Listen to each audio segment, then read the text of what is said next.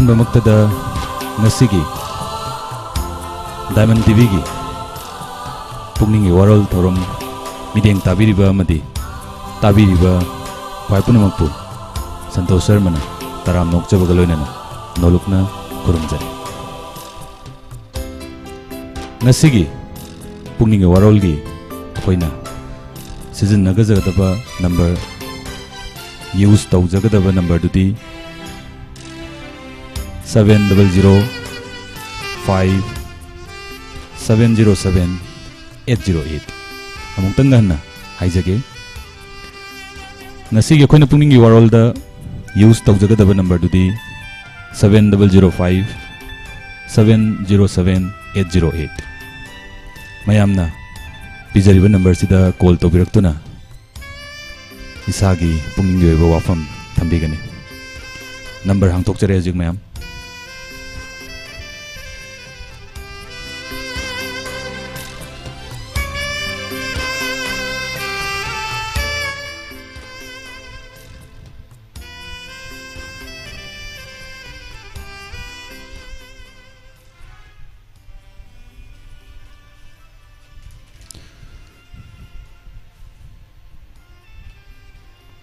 ꯉꯁꯤꯒꯤ ꯀꯣꯜ ꯉꯥꯏꯖꯕ ꯑꯣꯏꯅ ꯄꯥꯎꯆꯦꯁꯤꯡꯗ ꯌꯥꯎꯔꯛꯄ ꯇꯣꯄꯤꯛ ꯈꯔ ꯍꯥꯏꯖꯕ ꯇꯥꯔꯦ, ꯑꯗꯨꯝ ꯄꯥꯊꯣꯛꯆꯒꯦ꯫ ꯄ꯭ꯔꯦꯁꯤꯗꯦꯟꯠꯅ ꯅꯣꯡꯃꯥꯏꯊꯦꯝ ꯒꯧꯇꯝꯕꯨ ꯅꯦꯁꯅꯦꯜ ꯇꯤꯆꯔꯁ ꯑꯦꯋꯥꯔꯗ ꯄꯤꯔꯛꯈ꯭ꯔꯦ, ꯈꯨꯠꯁꯤꯟꯅꯈ꯭ꯔꯦꯅ ꯍꯥꯏꯔꯤ꯫ ꯑꯗꯨꯒ ꯌꯥꯝꯅ ꯂꯦꯝꯖꯅꯤꯡꯉꯥꯏ ꯑꯣꯏꯕ ꯍꯥꯏꯕ ꯇꯥꯔꯦ, ꯑꯩꯈꯣꯏꯒꯤ UK ꯌꯨꯅꯥꯏꯇꯦꯗ ꯀꯤꯡꯗꯝ ꯍꯥꯏꯔꯤꯕ ꯑꯩꯈꯣꯏꯒꯤ one of the most developed countries ꯍꯥꯏꯕ ꯇꯥꯔꯦ, ꯈ꯭ꯋꯥꯏꯗꯒꯤ ꯑꯩꯈꯣꯏꯒꯤ ꯆꯥꯎꯈꯠꯄ ꯑꯗꯨꯒꯨꯝꯕ ꯂꯩꯕꯥꯛꯁꯤꯡꯒꯤ ꯃꯅꯨꯡꯗ ꯍꯥꯟꯅ ꯄ꯭ꯔꯤꯊꯤꯕꯤꯕꯨ ꯖꯣꯏ ꯇꯧꯔꯝꯃꯤꯕ ꯍꯥꯏꯕ ꯇꯥꯔꯦ, ꯁꯤꯒꯨꯝꯕ ꯂꯩꯕꯥꯛꯁꯤꯒꯤ ꯄ꯭ꯔꯥꯏꯝ ꯃꯤꯅꯤꯁꯇꯔ ꯑꯁꯤ ꯂꯤꯁ ꯇ꯭ꯔꯁꯅ ꯑꯣꯏꯔꯒꯅꯤꯅ ꯁꯨꯃꯥꯏꯅ ꯐꯣꯡꯗꯣꯔꯛꯏ꯫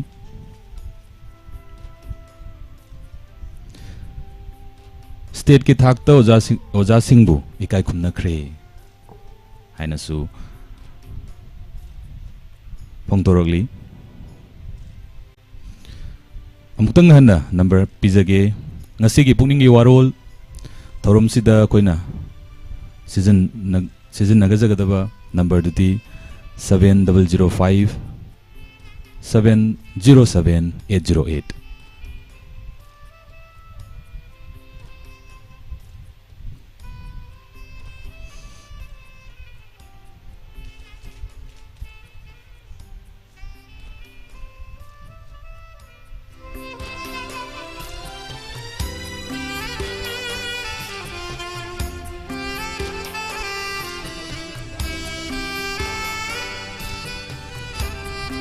ꯇꯔꯥꯝ ꯅꯣꯛꯆꯔꯤ ꯂꯥꯏꯚ ꯆꯦꯠꯇ ꯂꯩꯕꯤꯔꯤꯕ ꯈꯨꯗꯤꯡꯃꯛ꯫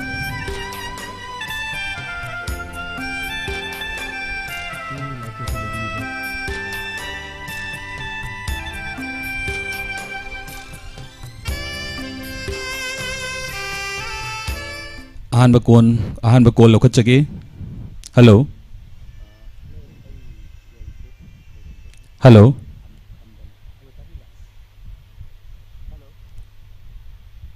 Hello hello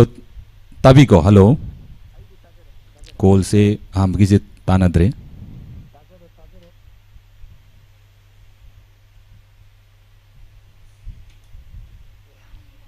hello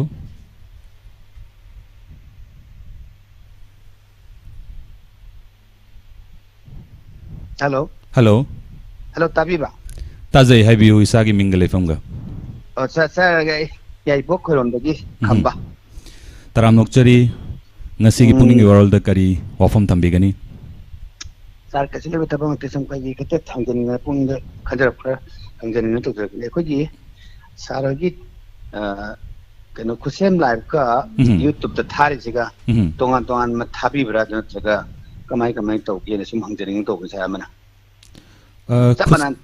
chamanan thabi bra hai ꯍꯣꯏ, ꯈꯨꯠꯁꯦꯝ ꯂꯥꯏꯚ ꯑꯩꯈꯣꯏ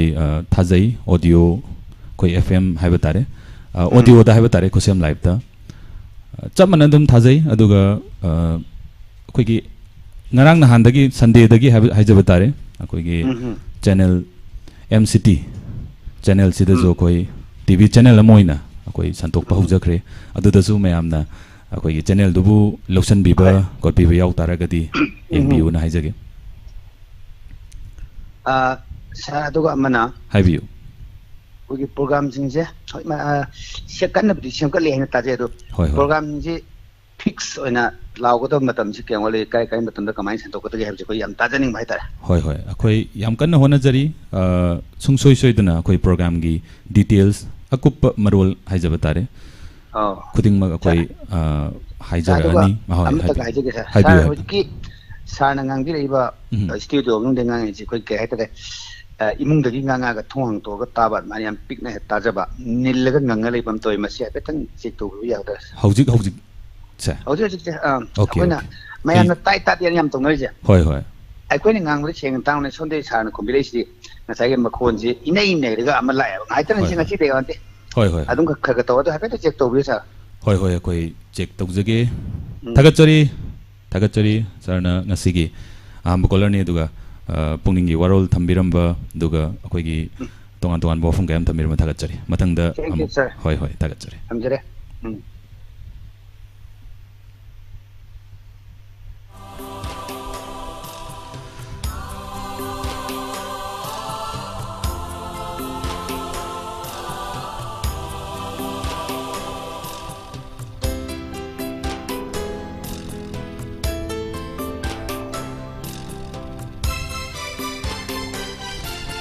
ꯁꯥꯟꯅꯕꯒꯤ ꯑꯣꯏꯅ ꯗꯨꯔꯥꯟ ꯀꯞ ꯍꯧꯖꯤꯛ ꯍꯧꯖꯤꯛ ꯆꯠꯊꯔꯤꯕ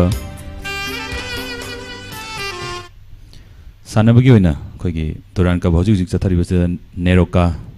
ꯆꯦꯟꯅꯥꯏꯌꯟꯒꯤ ꯃꯈꯨꯠꯇ ꯃꯥꯏꯊꯤꯗꯨꯅ ꯅꯣꯛꯑꯥꯎꯠ ꯔꯥꯎꯟ ꯆꯪꯕ ꯉꯝꯍꯧꯗ꯭ꯔꯦ ꯀ꯭ꯋꯥꯇꯔ ꯐꯥꯏꯅꯦꯜ ꯂꯥꯏꯟ ꯑꯞ ꯂꯣꯏꯈ꯭ꯔꯦ ꯍꯥꯏꯕꯁꯤꯃ ꯊꯝꯃꯤ ꯍꯜꯂꯣ ꯇꯔꯥꯝ ꯅꯣꯛꯆꯔꯤ ꯍꯣꯏ ꯃꯤꯡꯒ ꯂꯩꯐꯝ ꯍꯣꯏ ꯍꯣꯏ ꯁꯅꯥꯇꯣꯝꯕꯤ ꯑꯅꯩꯀꯦꯅ ꯉꯁꯤ TV ꯆꯦꯅꯦꯜ ꯑꯁꯤꯒꯤ ꯑꯅꯧꯕ ꯑꯩꯈꯣꯏꯒꯤ ꯁ꯭ꯇꯥꯐ ꯑꯃ ꯑꯣꯏꯅ ꯏꯀꯥꯏ ꯈꯨꯝꯅꯖꯕ ꯎꯠꯆꯔꯤ ꯊꯥꯒꯠꯆꯔꯤ ꯌꯥꯝꯅ ꯄꯨꯟꯁꯤ ꯁꯥꯡꯅ ꯃꯇꯝ ꯁꯥꯡꯅ ꯗꯥꯏꯃꯟ TVꯗ ꯍꯔꯥꯎ ꯅꯨꯡꯉꯥꯏꯅ ꯌꯥꯏꯐꯕ ꯑꯐꯕ ꯑꯣꯏꯅ ꯃꯇꯝ ꯁꯥꯡꯅ ꯊꯕꯛ ꯇꯧꯕ ꯉꯝꯕ ꯍꯥꯏꯗꯅ ꯑꯩꯈꯣꯏꯒꯤ ꯇꯥꯏꯕꯪ ꯃꯄꯨꯗ ꯊꯧꯅꯤꯖꯔꯤ ꯊꯥꯒꯠꯆꯔꯤ ꯃꯗꯥꯝꯅ ꯅꯨꯡꯁꯤꯕꯤꯕ ꯑꯗꯨꯒ ꯑꯩꯉꯣꯟꯗ ꯕꯣꯔ ꯄꯤꯕꯤꯕ ꯍꯥꯏꯖꯕ ꯇꯥꯔꯦ ꯊꯥꯒꯠꯆꯔꯤ ꯑꯗꯨꯒ ꯗꯥꯏꯃꯟ TV ꯆꯦꯅꯦꯜꯗꯁꯨ ꯁꯄꯣꯔꯠ ꯇꯧꯕꯤꯕ ꯑꯃꯨꯛ ꯍꯟꯅ ꯊꯥꯒꯠ ꯐꯣꯡꯗꯣꯛꯆꯔꯤ ꯑꯇꯩꯗꯤ ꯀꯩ ꯍꯥꯏꯕꯤꯅꯤꯡꯉꯤ ꯃꯦꯗꯥꯝ ꯌꯥꯝꯅ ꯀꯩꯅꯣ ꯇꯧꯋꯤ ꯈꯣꯟꯖꯦꯜꯁꯨ ꯇꯥꯕ ꯅꯨꯡꯉꯥꯏ ꯑꯗꯨꯅ ꯊꯕꯛꯇ ꯏꯪꯅ ꯆꯤꯛꯅ ꯃꯇꯝ ꯁꯥꯡꯅ ꯂꯣꯏꯅꯕ ꯅꯨꯡꯉꯥꯏꯒꯅꯤ aduna Pua James ka matam sang na pun bayagani haina aina acha tawjei masi khudimak si taibang puna se sindibo isini masi matang tham thagachari aigi mamangi oiba aigi thabak singda hajaba tare Tamo James ta hek haijagi bu matam da Tamo James na aigi damak ta dum lepi ba hajaba tare aduna haujik amuk Tamo James na sumaina program khara tausi na haibirak pada Tamona harak bane na ije dum chenjarak bane hajaba tare aduna khangjaba nate hajaba nate dum tamogi tungillaga mayamgi seba tauba ngamba hona jage thagachari madam biu thagachari hojiki akoina sizna khudingma nagi akoina hojik sizna jariba number asi 7005 707 808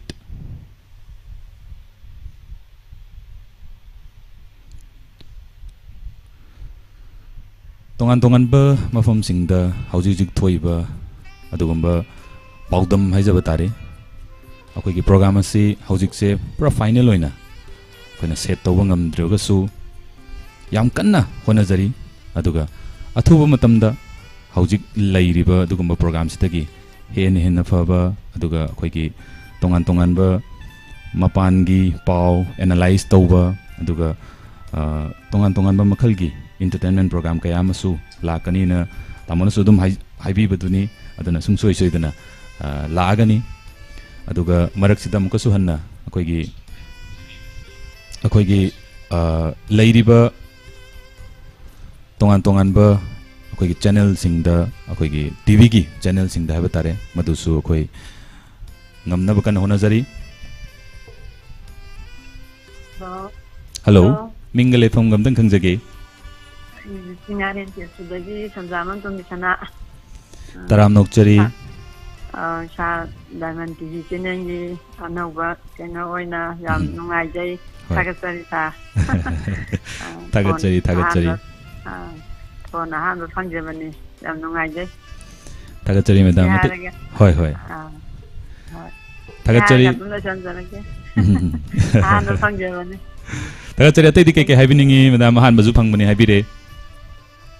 ai Diamond TV gi ayamba inspector taya di Pukning Warol loina hawbadi ta jai agency yamna nungai jai tongtok chani adu sa no boina sa gi khonjen se ta ba nungai hoi hoi tagachari nungsibi bagi haibi bane tagachari nungai jai hoi matam sangna tawba audio sa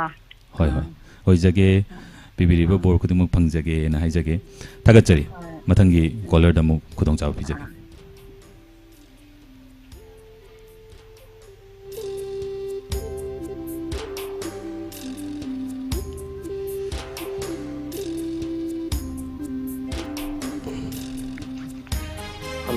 hello mingle phom gam tang khangjage ai wangjing wang khaidek election ni bomsa taram nokchari ngasigi Pukning Warol thorom sida saruk yabirakpa kari wafam pongdok pigani sumaina tawdana koi tamo jeksna tawrupasi nauna tawrupasi koi Pukning wakhand yam nungai ba phauze ai tamo jeksna tawru thabak thrumda mai pak poisnu haiba pham ju thamningi aduga andak hai matam khara chum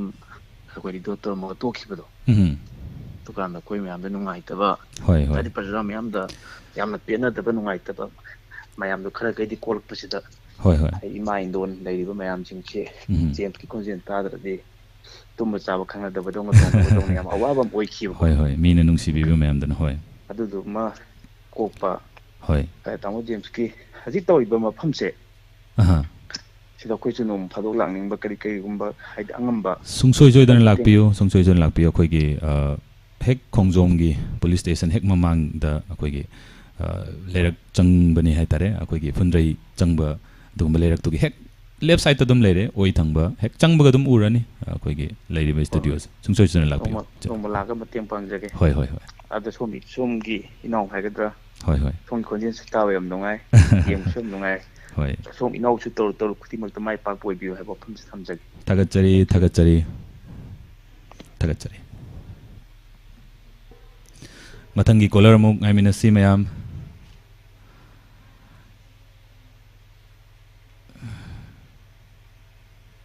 SAFF youth ki akoi under 17 gi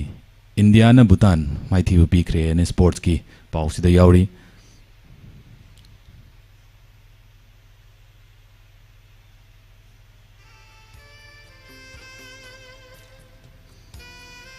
DSA Kakchinggi Super Amadi First Division League Hauragani Hoi Football da Khoigi Manipur Kanglaipak Himalebak Sidi Sanabagi Oinadi Khoise number 1 ni haijage aduga hojik su tongan ba khoi leiribani hello sare karong nagi ngobi taram nokchari ngasigi Pukning Warol thorom sida call tobirakpa kari wafam phongdok pigani haibiu sagi kano program je TV dari thoga sagi konjen loina thokaba ithai loina thoe TV da okay hoi adude ay amtang akhoi technical de akhoi amtang yengjage ai ha batai to jabane sara da hoi ngasi phangbiba aduga atai di kai haibigani kai na tawje phongdok ningba di akhoi na lomi kilinau singna low bukta tilida khangdi na pi hida khangdi kapaga hoi madu hidak hapagi kauta jingduna mafam khongba lopana dagi labuk thabukta mafam chadana loina huntoga thammade ꯌꯦꯡꯕꯗꯁꯨ ꯀꯌꯥ ꯅꯨꯡꯉꯥꯏꯇꯕ ꯑꯗꯒꯤ ꯑꯐꯕꯁꯨ ꯑꯣꯏꯔꯣꯏꯗꯧꯕ ꯑꯗꯣ ꯍꯤꯗꯥꯛ ꯀꯥꯞꯄꯤꯔꯤꯕ ꯏꯆꯤꯟ ꯏꯅꯥꯎꯁꯤꯡꯁꯤꯅ ꯀꯧꯇꯥ ꯅꯨꯡꯗꯥ plastic ꯕꯇꯟꯒꯨꯝꯕꯁꯦ ꯃꯐꯝ ꯆꯥꯅ ꯊꯝꯕꯤꯔꯒꯗꯤ ꯅꯨꯡꯉꯥꯏꯅꯦꯅ ꯍꯥꯏꯖꯅꯤꯡꯕ ꯁꯥꯔ ꯍꯣꯏ ꯍꯣꯏ ꯑꯩꯈꯣꯏꯒꯤ ꯇꯤꯜꯍꯥꯠ ꯍꯤꯗꯥꯛ ꯑꯩꯈꯣꯏꯒꯤ ꯂꯧꯗ ꯁꯤꯖꯤꯟꯅꯕ ꯑꯗꯨꯒ ꯁꯤꯖꯤꯟꯅꯕ ꯂꯣꯏꯔꯕ ꯃꯇꯨꯡꯗ ꯍꯥꯏꯖꯕ ꯇꯥꯔꯦ ꯃꯈꯨꯝ ꯃꯥꯒꯤ ꯂꯩꯔꯤꯕ ꯑꯗꯨꯒꯨꯝꯕ ꯀꯕꯔ ꯆꯦꯔꯪ ꯑꯣꯏꯔꯣ ꯑꯗꯒꯤ ꯀꯧꯇꯥꯕꯨ ꯑꯣꯏꯔꯣ ꯇꯣꯉꯥꯟ ꯇꯣꯉꯥꯟꯕ ꯃꯐꯝꯁꯤꯡꯗ ꯑꯩꯈꯣꯏꯅ ꯃꯐꯝ ꯆꯥꯅ ꯗꯤꯁꯄꯣꯁ ꯇꯧꯕꯤꯕ ꯍꯥꯏꯇꯥꯔꯦ ꯑꯩꯈꯣꯏꯒꯤ ꯃꯥꯡꯍꯟꯕ ꯇꯥꯔꯒꯁꯨ ꯑꯩꯈꯣꯏ ꯐꯨꯝꯖꯜꯂꯤꯕ꯭ꯔꯥ ꯅꯠꯇ꯭ꯔꯒ ꯀꯔꯤꯅ ꯍꯦꯟꯅ ꯐꯒꯗꯕꯅꯣ ꯍꯥꯏꯕꯗꯨꯃ ꯃꯌꯥꯝꯅ ꯈꯟꯅꯕꯤꯔꯒ ꯇꯧꯕꯅ ꯍꯦꯟꯅ ꯐꯒꯅꯤꯅ ꯇꯥꯛꯄꯤꯔꯝꯕꯅꯤ ꯊꯥꯒꯠꯆꯔꯤ ꯃꯊꯪꯒꯤ ꯀꯣꯂꯔꯗ ꯑꯃꯨꯛ ꯑꯩꯈꯣꯏ ꯈꯨꯗꯣꯡꯆꯥꯕ ꯄꯤꯖꯒꯦ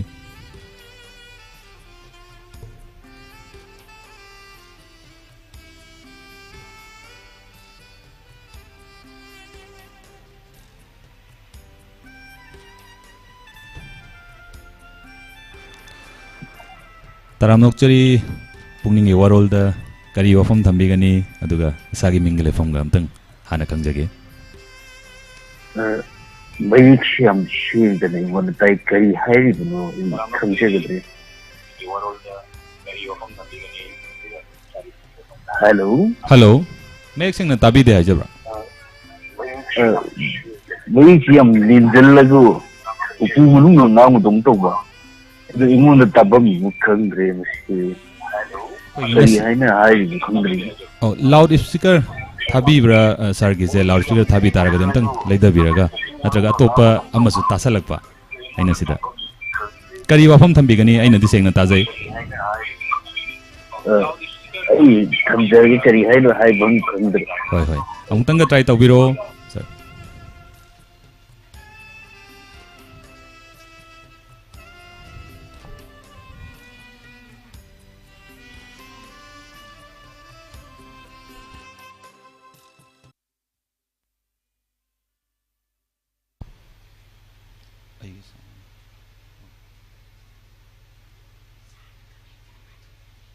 comment.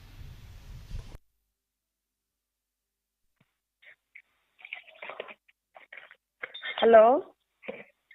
Good afternoon, sir. Good afternoon.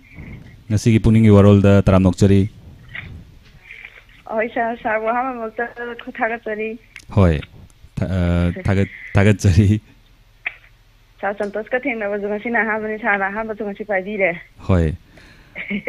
Sir nungai jare phongdokchari. Thagatchari. Atai wafam te kai thambini madam kai Sir, ahamda mokta da in sum pukhachani baje koi gi lambi pakthok koi matang ama sum lauthok pi ki base. Ado maigai sum thobalong kai yom da budi sum takthok pire photok pire sum haibi ko. Ado koi gi sum pakthok pagi mong da sum haibi gre. Koi si ko ke konjele kai lambi ne ko koi gi se. Hana koi gi kaino da leramba se koi gi 5.50 se hana pa ko leramba 16.50 pa ka ne lauthok pi gre ko. Lauthokpꯤꯈꯤꯕ ꯄꯣꯠꯁꯦ ꯑꯩꯈꯣꯏꯅ ꯄꯥꯝꯖꯕꯅ ꯍꯧꯖꯤꯛꯁꯦ ꯑꯩꯈꯣꯏꯅ ꯑꯩꯈꯣꯏꯒꯤ ꯀꯔꯤ ꯁꯦꯝꯒꯠ ꯁꯥꯒꯠꯆꯅꯤꯡꯕ ꯂꯩꯔꯒꯁꯨ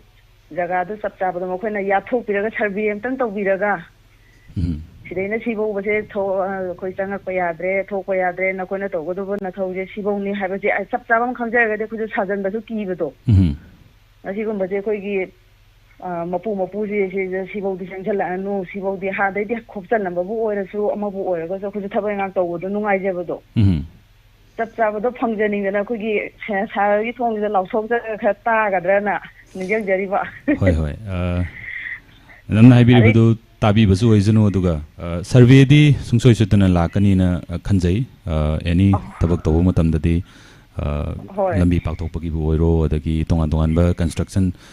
ꯂꯩꯉꯥꯛꯅ ꯇꯧꯔꯛꯀꯗꯕ ꯊꯕꯛꯁꯤꯡꯗꯗꯤ survey ꯇꯧꯔꯛꯀꯅꯤ ꯑꯗꯨꯒ ꯇꯣꯉꯥꯟ ꯇꯣꯉꯥꯟꯕ ꯃꯥꯒꯤ ꯄ꯭ꯔꯣꯁꯤꯗ꯭ꯌꯨꯔ ꯍꯥꯏꯕ ꯇꯥꯔꯦ ꯃꯗꯨꯗꯤ ꯁꯨꯡꯁꯣꯏ ꯁꯣꯏꯗꯅ ꯑꯗꯨꯝ ꯆꯞ ꯆꯥꯅ ꯆꯠꯄꯤꯔꯛꯀꯅꯤꯅ ꯊꯥꯖꯩ ꯑꯗꯨꯒ ꯃꯗꯨ ꯇꯧꯗꯅꯗꯤ ꯇꯧꯔꯣꯏ ꯑꯗꯨꯅ ꯃꯦꯗꯥꯝꯅ ꯄꯥꯝꯃꯤꯁꯤꯅ ꯈꯤꯇꯪ ꯀꯩꯅꯣ ꯍꯥꯟꯅ ꯃꯥꯡꯖꯧꯅꯅ ꯂꯥꯎꯊꯣꯛꯄꯤꯔꯣ ꯍꯥꯏꯅ ꯍꯥꯏꯖꯕ ꯃꯥꯜꯂꯤ ꯍꯣꯏ ꯃꯄꯨꯁꯤꯡꯅ ꯑꯩꯈꯣꯏꯅ ꯑꯩꯈꯣꯏꯒꯤ ꯊꯥꯖꯤꯜꯂꯨꯔꯒꯁꯨ ꯍꯧꯖꯤꯛꯇꯤ ꯃꯈꯣꯏꯅ ꯇꯛꯈꯥꯏꯕ ꯑꯃꯨꯛ ꯂꯥꯛꯑꯒꯗꯤ ꯑꯩꯈꯣꯏꯁꯨ ꯅꯨꯡꯉꯥꯏꯖꯗꯕꯗꯣ ꯍꯣꯏ ꯍꯣꯏ ꯍꯣꯏ ꯑꯗꯩꯗꯤ ꯑꯃꯇꯪꯒ ꯄꯨꯈꯠꯆꯍꯧꯒꯦ ꯁꯥꯔ ꯍꯣꯏ ꯍꯣꯏ ꯑꯩꯈꯣꯏꯒꯤ ꯇꯣꯇꯤ ꯏꯁꯤꯡꯒꯤ ꯊꯕꯛꯁꯦ ꯊꯥꯕꯤꯔꯛꯏꯁꯦ ꯑꯩꯈꯣꯏꯒꯤ ꯑꯩ ꯏꯁꯥ ꯂꯩꯖꯔꯤꯁꯤꯡꯒꯤ ꯃꯃꯥꯡ ꯌꯨꯝꯁꯤꯁꯦ ꯋꯥꯇꯔ ꯔꯤꯖꯥꯔꯚꯔ ꯑꯆꯧꯕ ꯑꯃ ꯂꯩꯌꯦꯕꯀꯣ सिदाइगेदी थाबिरकपबुदि नत्तबा हुजिसे अखुजो सिदाइ थारकपना कंप्लेन से चलुरबने अखुगी सिंगादामदै लाकपन थारकपने हायबको ओके नुंतीगी अखुगी नोमा काला निनी निनी से अहिंग अहिंग द थारकपा ओ अहिंग दोइन थारकपा इसिंग जे अहिंग थाबिरबनिना मीना तुम्बा चा मतम इसिंग थारगदि कनाना याबिदोरिया होय होय मधुजो कोइ हंगबे याबो वाफमनि इसिंग जे होय इसिंग जे थारे हाइबत ngaire aigi budi saje ta pipe fitting toraga koi on to one ngoroga budi do mama chanda tajarame ado local people leireba mayam sidi akhoi gi mapanda loina ba taraga khongwan da drain da loina jenga nongala ga di ising tanki ko boi makhon engine nga dor nga loina ba kongnare hujike hoy hoy hoy ising thabagi magun do leitreba ising thabagi matam duma nungdang da thabiranu haibagi paudam mama haibatare pungning gi warol ama tambiramani medamna duga check तौबगुम्बा ओइबजु याय अदुगा करी करी ओइरिबनो हाबदो मरि लेनबा ना ताबी बोरसनु अदुगा एक्शन लोकल पी बोरसनु ना आई थमजगे अदुगा मथंगी कॉलर दा आई खुलंग जा होय होय सा थैंक यू याम नुगाइजरे मतम हाबी बगिदमा होय होय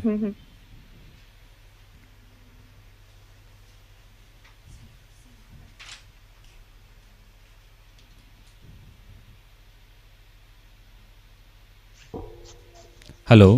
हेलो मिंगले फम गम त खंजगे हेलो सर कनोनी बीबी माय बम कनोनी से कोन दगे तराम नोकचरी सर सर आई नसी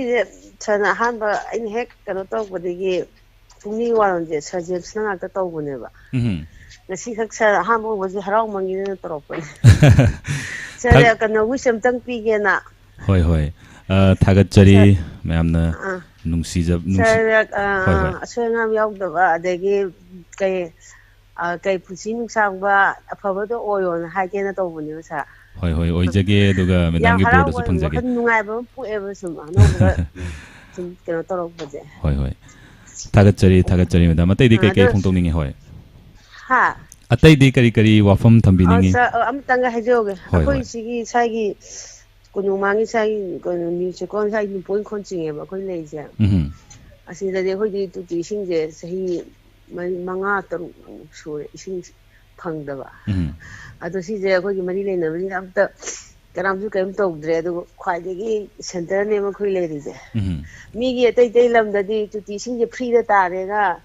याबिनबा लेत्रेगा इसिंग जे दम होय हौजिक त जु नुंदांग दा थारे न हाइबो हौजिक जु कलर मन सु हाइबि रे होय खोइ तु इसिंग सिजिनबा जे खांद्रे सर खोइ लाइबा ngaktaनेबा औ अदो खोइ गिजिना मु कमाइ तौबा जानो सिजु कनामसु केमसु हाइनदे अदु सिंतंग नुआइतेना हाइगे तौबनि होय मैडम ना हाइबिरिबा मफम दुदा ताबिबो बिरसनु अदुगा ngasiगी प्रोग्राम सिदा पुंगिंगी वरल्ड सरुग याबिरकपा थागत फोंदोकचरी मैडम होय सर थमजु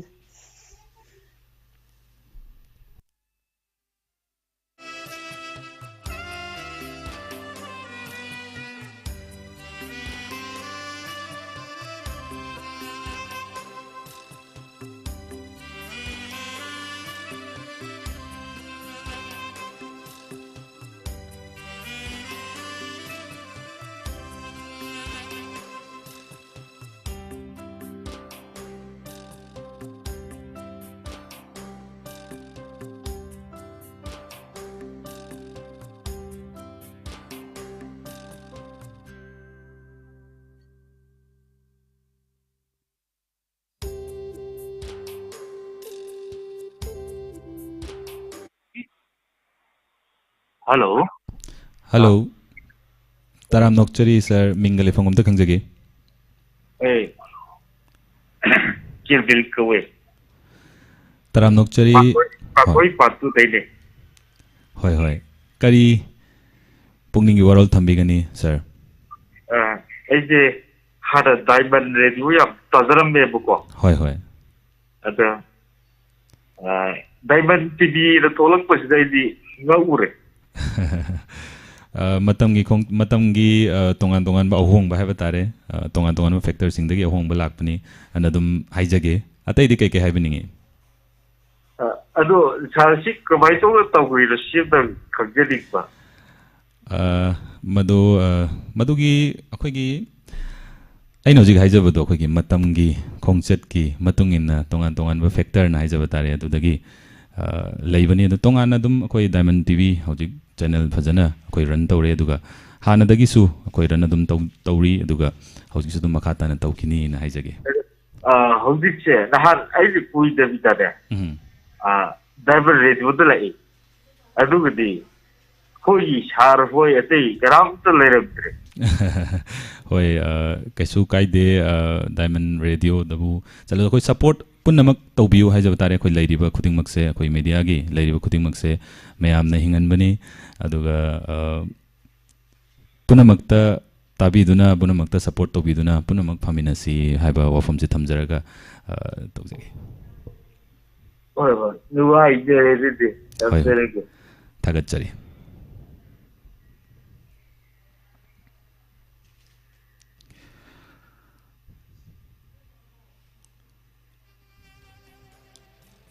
मरक थन्ना अखोगी हानसु डायमंड टीवी की सेमगत सागत पगी एनी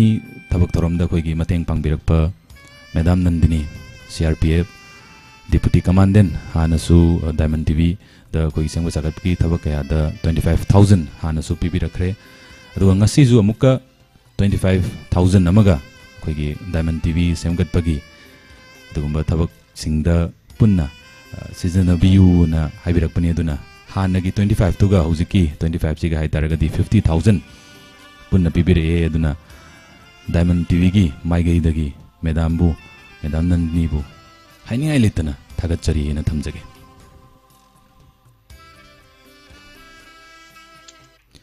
हेलो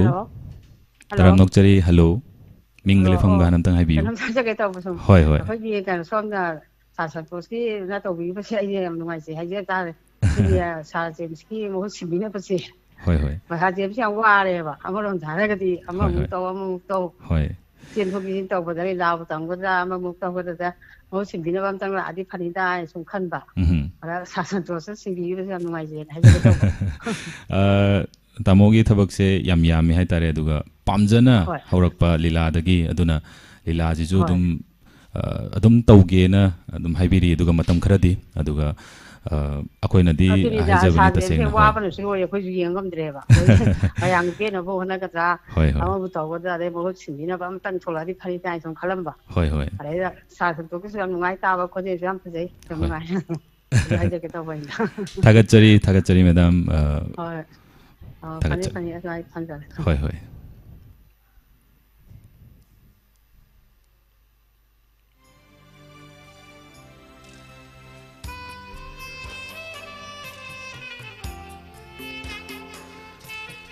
अखोगी डायमंड टीवी की सेमगत सागत पगी हाइदि हौजिक हौजिक से अखोई याम कन्ना स्टूडियो कंस्ट्रक्शन हौजिक हौजिक अंडर कंस्ट्रक्शन नि अदुना तसेंगना हाइरबदा ह्यूज इन्वेस्टमेंट है बतारे पैसा यामना हौजिक हौजिक चंगी अदुना मयामना नुंसिबिदुना मतेंग पांगबिरकपा अदुगुंबा कया अमा है बतारे नुंसिबिबगी हाइतारे मथंगी कॉलर लकोचगे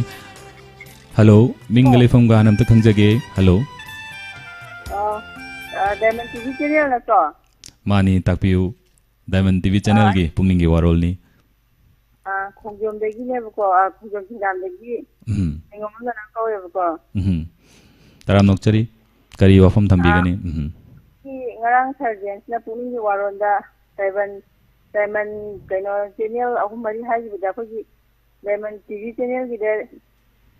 चैनल नो मा हाइबा दो खोगी टीवी दे पुसंगदा चैनल ममिंग दो ओहो आदि तो करम चैनल नो होय अखोगी टीवी की MCT हाइजबनी MCT ओ अदु जो कोई साइड सिम पुछलगा हारगा फंगद्रा कोई साइड दे अदु जो अमते यावबा उनदा डायरेक्ट ओइना टीवी दे थोलपना तबा डायरेक्ट ओइना होय अदुगी केबल दुबु कोटपी बाय तारे GTPL केबल नेटवर्क अखोगी मरु ओइना कक्चिंग अखोगी थौबालोम साइड सिदा लैना ताकपी अदुना चैनल नंबर ओइना दी 981 सिदा कनो तौबीगनी अदुना अकुप मरोल की दमकतदी मेसेज थाबिरसु यागनी अदुगा कमाइना तौबनो खोपनो दो कोई ताननबा ओ सी नंबर से सुन मेसेज थारागा यागदा अकुप मरोल दो कुछ पुस्तिंग बादी चैनल दो होय होय केबल की अखोई की लाइब्रेरी पे चिनाउ सिंग द खोई की पाउ फाउबिरगा हाइब तरे खोइना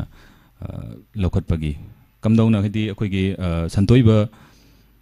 केबल नेटवर्क सिना कदाई की एरिया फाउबा खोई की यौरी हाबदुमा खोई पाउ फजना फाउनजरगा सोमजु लोक्सनिंगबगी हाइबिरकपनी अदुना अखोई सुंगसोइसुना अखोई हाइजरके हो फरे फरे अदुम ता हंगदे थागतचरी हो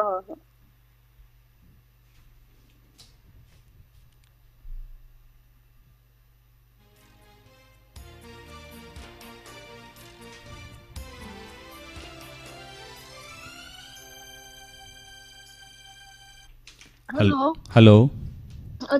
डायमंड टीवी चैनल ओबिरबो नत्रो माने माने डायमंड टीवी चैनल नि तराम नोक्चरी मिंगले फंगमतंग खंगजगे ओ आई कोलकाता दे तौजरकपनी अहो कनो खोजिन दाम ताव नुंगाइरे करी तामो जेम्स का मन चक मानारे हौजी तामो जेम्स होय होय थागतचरी नुंसीबिदुना हाइबिरकपा दो तामो जेम्स होइगी मतौ तमजबनी हाइजगे होय होय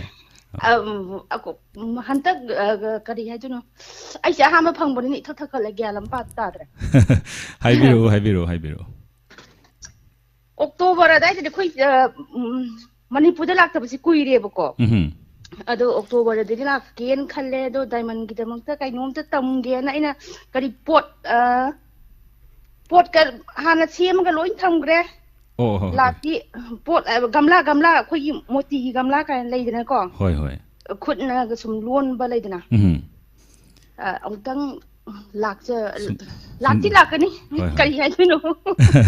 सुंगसोय सोयदना लाकपियो मैडम सुंगसोय सोयदना लाकपियो हौजिक कोलकाता दा लेबीना ताकपी सुंगसोय सोयदना लाकपियो अदुगा डायमंड टीवी स्टूडियो दा लेंगचनदुना अखोइगी पुनमक अखोइगी नुंसीबगी अखोइगी लिपुन हाबा तारे पुन्ना पुनबीरगा अखोइ पुनमक सपोर्ट तौनसी न थमजगे मैडम ओ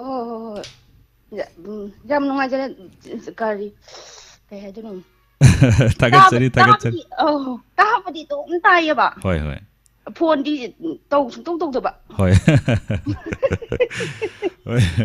नसी कोन हम तौजरा नसी सरुग याबिरक थागतचरी अखोई हौजिक से लाइव ता लेबिरिबा 692 व्यूअर्स अदुगा नंबर अमतंग लाउथोकचगे ngasiगी पुंगनिंग वारोल सिजनजरिबा नंबर से 7005707808 हेलो हेलो डायमंड टीवी निको मानी ताकपियो इसागी मिंगले फम गाना खंजगे आई मोंगसांगी दगी जितेन कुमार खांगयंबम तराम नोकचरी करी वफम थमिनिंगी ने तमजन मुसी सर पुंगनिंग वारोन से सिमदे अनि थोगा लेरे होय नि जो हाना ममांग जो कॉल तोजरक्रे अनि तोपगी नुगाइजदब से ओके आई साजो एमसु दे हौसरकपनी एमसु एमएसएफ दगी देसाम पुनमक से कोई सियमगा कोई हौसरकपनी द स्टूडेंट्स बॉडी ते कोई हौसरकपनी त अमुको यु सियम थोकिबा आई कोई हौसरे द पुनमक से सुमी यंगोदा कोइना डायमंड रेडियो गा सियम नुगाइजना अमुक तमोय नौजरुबा दा डायमंड रेडियो से डायमंड टीवी दा अपग्रेड तौग्रे कोर्गेसन मखला मा दुगा पुंगनिंग वारोल से अनि थोक लेरे पुंगनिंग वारोल से डायमंड रेडियो से ता लेरे अनि डायमंड टीवी ता लेरे होय अदानी सी ममिंग अमतंग होंगदोकपा याब्रा मया ममांगदा नत्रगसु सुम उनरगा हाइतारे डायमंड रेडियो डायमंड टीवी गा उनरगा नत्रगदी मैम द कंफ्यूजन चले रे तोंगान वारोल पुंगनिंग वारोल हर कांद टाइमिंग सु कंफ्यूज चले रे अदगी ममिंग सु कंफ्यूज चले रे अदाई कोई दे याम नुगाजिदा पोलम मस लिस्टनर जिंदा कनो मोइन थोक ले रेसम होय होय तानजगे तसेंगना हाइजब तारगदी तोंगान बा चैनल होइना अखोइगी डायमंड टीवी चैनल हैना अखोइ लेजबनी अदुना मसिदा अखोइगी प्रोग्राम से ꯑꯣꯟꯊꯣꯛ ꯑꯣꯟꯁꯤꯟ ꯇꯧꯕ ꯍꯥꯏꯕꯁꯤꯃꯗꯤ ꯈꯤꯇꯪ ꯅꯨꯡꯉꯥꯏꯒꯗꯧꯕꯗꯤ ꯃꯥꯟꯗꯦ ꯑꯗꯨꯕꯨ ꯀꯔꯤ ꯂꯩꯒꯦ ꯍꯥꯏꯕꯗꯨ ꯑꯃꯨꯛꯇꯪ ꯑꯩꯈꯣꯏ ꯇꯥꯟꯅꯖꯒꯦ ꯍꯥꯏꯕꯤꯔꯛꯄꯒꯤꯗꯃꯛꯇ ꯊꯥꯒꯠ ꯐꯣꯡꯗꯣꯛꯆꯔꯤ ꯑꯩꯅ ꯍꯥꯏꯖꯅꯤꯡꯉꯤ ꯁꯥꯔ ꯋꯥꯔꯧꯕꯤꯕ ꯌꯥꯗꯦ ꯄꯤꯛꯈ꯭ꯔꯕ ꯈꯣꯡꯖꯣꯝꯒꯤ ꯖꯒꯥꯗ ꯏꯔꯝꯗꯝꯒꯤ ꯑꯊꯧꯕꯁꯤꯡꯒꯤ ꯖꯒꯥꯗꯅꯤ ꯃꯥꯅꯦ ꯃꯥꯅꯦ ꯗꯥꯏꯃꯟ ꯔꯦꯗꯤꯑꯣ ꯗꯥꯏꯃꯟ ꯇꯤꯚꯤ ꯀꯣ ꯃꯥꯅꯦ ꯁꯤꯗꯒꯤ ꯄꯨꯛꯅꯤꯡ ꯋꯥꯔꯣꯜ ꯍꯥꯏꯅ ꯑꯅꯤ ꯊꯣꯛꯄ ꯈꯣꯟꯖꯦꯜ ꯑꯃ ꯃꯅꯤꯄꯨꯔ ꯁꯤꯟꯕ ꯊꯨꯡꯅ ꯇꯥꯍꯜꯂꯛꯄꯁꯦ ꯍꯣꯏ ꯍꯣꯏ ꯃꯁꯤꯗ ꯂꯥꯏꯕꯛ ꯊꯤꯕ ꯍꯥꯏꯒꯗ꯭ꯔꯥ ꯁꯤꯝꯇꯪꯗꯤ ꯀꯃꯥꯏꯅ ꯇꯧꯁꯤꯒꯦꯅ ꯑꯃꯨꯛꯇꯪ ꯈꯟꯅꯕꯤꯔꯗꯤ ꯅꯨꯡꯉꯥꯏꯖꯅꯤ ꯍꯥꯏꯖꯕꯅꯤ ꯊꯥꯒꯠꯆꯔꯤ ꯑꯩ ꯄꯨꯛꯅꯤꯡ ꯆꯤꯡꯁꯤꯟꯖꯔꯤ ꯍꯧꯖꯤꯛ ꯀꯔꯤ ꯀꯔꯤ ꯑꯩꯈꯣꯏ ꯍꯣꯠꯅꯕ ꯌꯥꯒꯦ ꯑꯗꯨꯒ ꯑꯗꯨꯝ ꯇꯥꯕꯤꯌꯨ ꯑꯗꯨꯒ ꯇꯣꯉꯥꯟ ꯇꯣꯉꯥꯟꯕ ꯑꯗꯨꯒꯨꯝꯕ ꯊꯧꯔꯝꯁꯤꯡꯁꯨ ꯇꯥꯕꯤꯔꯒ ꯀꯔꯤ ꯀꯔꯤ ꯐꯣꯡꯗꯣꯛꯄꯤꯔꯛꯄ ꯑꯣꯖꯥꯅ ꯉꯁꯤ ꯊꯝꯕꯤꯔꯤꯕ ꯋꯥꯐꯝꯁꯦ ꯑꯩꯈꯣꯏ ꯅꯣꯠ ꯇꯧꯁꯤꯟꯖꯔꯦ ꯑꯩꯒꯤ ꯁꯖꯦꯁꯟ ꯑꯣꯏꯅ ꯍꯥꯏꯖꯔꯒꯗꯤ ꯄꯨꯛꯅꯤꯡꯒꯤ ꯋꯥꯔꯣꯜ ꯍꯥꯏꯔꯒꯁꯨꯀꯣ ꯑꯇꯣꯞꯄꯅ ꯄꯨꯛꯅꯤꯡ ꯋꯥꯐꯝ ꯍꯥꯏꯔꯒꯁꯨ ꯈꯤꯇꯪ ꯁ꯭ꯄꯦꯂꯤꯡꯗ ꯈꯤꯇꯪ ꯁꯣꯏꯅꯍꯜꯂꯒꯗꯤꯀꯣ ꯍꯣꯏ ꯍꯣꯏ ꯈꯤꯇꯪ ꯅꯨꯡꯉꯥꯏꯖꯒꯗ꯭ꯔꯥ ꯆꯞ ꯃꯥꯟꯅꯕ ꯋꯥꯐꯝ ꯑꯃꯗ ꯃꯌꯥꯝꯁꯤ ꯀꯟꯐ꯭ꯌꯨꯖꯟ ꯃꯤꯁꯠ ꯆꯠ ꯂꯩꯔꯦꯕ ꯍꯥꯟꯅꯗꯤ ꯗꯥꯏꯃꯟ ꯔꯦꯗꯤꯑꯣ ꯁꯨꯝ ꯇꯧꯔꯀꯥꯟꯗ ꯑꯩꯈꯣꯏꯒꯤ ꯌꯥꯝꯈ꯭ꯔꯕ 5 lakhs ꯃꯨꯛꯇꯛꯀꯤ ꯂꯤꯁꯇꯅꯔꯁꯤꯡꯁꯤꯗ ꯁꯨꯝ ꯇꯥꯜꯂꯤꯔꯝꯕꯗꯣ ꯁꯤꯕꯨ ꯗꯥꯏꯃꯟ ꯔꯦꯗꯤꯑꯣꯔ ꯗꯥꯏꯃꯟ ꯇꯤꯚꯤ ꯍꯥꯏꯁꯤꯁꯨ ꯑꯃꯨꯛ ꯅꯧꯅ ꯈꯪꯕ ꯄꯣꯠ ꯑꯣꯏꯕꯅꯤꯅ ꯍꯣꯏ ꯍꯣꯏ ꯑꯗ ꯑꯩꯈꯣꯏꯅ ꯆꯃꯝꯅꯕ ꯑꯃ ꯁꯨꯝ ꯀꯟꯐ꯭ꯌꯨꯖꯟ ꯑꯃꯁꯨ ꯄꯣꯛꯂꯦꯕꯁꯦ ꯊꯥꯒꯠꯆꯔꯤ ꯑꯩ ꯅꯣꯠ ꯇꯧꯁꯤꯟꯖꯔꯦ ꯑꯩ ꯇꯥꯃꯣꯗ ꯀꯩꯀꯩ ꯑꯩꯈꯣꯏ ꯍꯥꯏꯖꯒꯦ ꯀꯔꯤ ꯀꯔꯤ ꯇꯧꯕ ꯌꯥꯒꯦ ꯍꯥꯏꯕꯗꯣ ꯑꯝꯇꯪ ꯇꯥꯟꯅꯖꯈꯤꯒꯦ ꯊꯥꯒꯠꯆꯔꯤ ꯊꯦꯡꯛ ꯌꯨ ꯁꯥꯔ